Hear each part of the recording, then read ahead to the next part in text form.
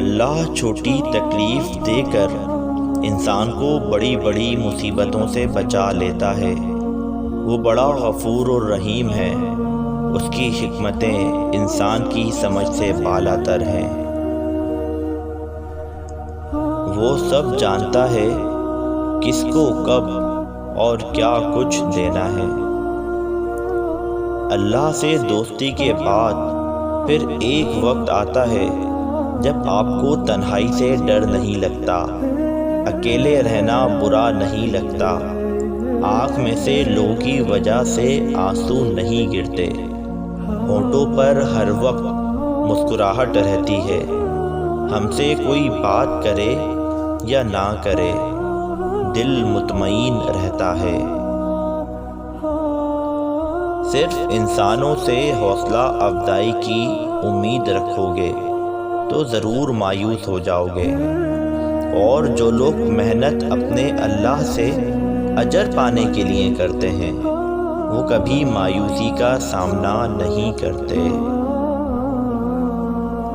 اللہ نے انسان کو دل دیا ہے مگر اس کا سکون صرف اپنے پاس رکھا ہے، اور فرمایا یاد رکھو دل کا سکون صرف اللہ کی یاد میں ہے۔ آزمائش میں اللہ اذیت دینے کے لیے نہیں بلکہ کچھ سکھانے کے لیے ڈالتا ہے۔ جتنی جلدی سیکھ جاؤ گے اتنی جلدی وہ دور ہو جائے گی۔ جب اللہ راضی ہونے لگتا ہے تو بندے کو خود اپنے عیبوں کا پتہ لگنا شروع ہو جاتا ہے، اور یہی اس کی رحمت کی پہلی نشانی ہے۔ جس شخص کو اس بلند و برتر ہستی کے ساتھ ہونے کا احساس ہو جاتا ہے اس کی سوچ بھی بلند ہو جاتی ہے، پھر وہ اتنی بڑی کائنات میں اتنی چھوٹی سی زمین کے چھوٹے مسئلوں سے پریشان نہیں ہوتا۔ کھجور کی گٹھلی پر باریک سا جھلی نما ایک چھلکا ہوتا ہے جسے قطمیر کہتے ہیں۔ اللہ فرماتا ہے انسان اس کا بھی مالک نہیں، پھر اکڑ کیسی؟ جو رب کو میرے قبول ہو وہی کاش میرے اصول ہو، وہی سفر ہو وہی گفتگو، وہی سادگی وہی عاجزی۔ اس دینے والے کا دروازہ کبھی بند نہیں ہوتا، یہ تو لینے والے ہی دروازہ کھٹکھٹانا بھول جاتے ہیں۔ اس کائنات میں صرف اللہ کی رحمت کی دکان ایسی ہے جہاں خریداری کے لیے اگر جیب میں کوئی نیکی نہیں تو آپ ہاتھوں پہ چند آنسو رکھ کر جو چاہیں لے لیں۔ دعا اپنے لیے مانگنا عبادت ہے اور دوسروں کے لیے مانگنا خدمت ہے۔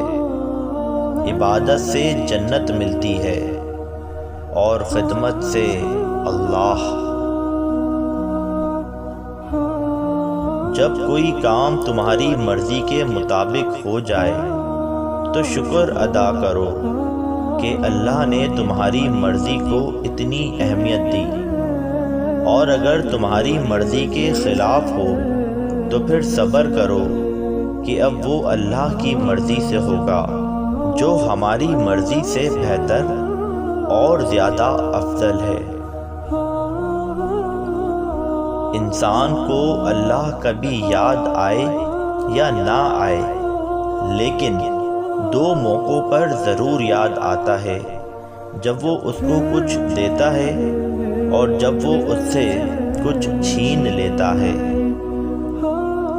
کل کی فکر مت کرو، جس اللہ نے آج تک سنبھال رکھا ہے وہ کل بھی تمہیں سنبھالے گا، بس اپنے اللہ پر بھروسہ رکھو۔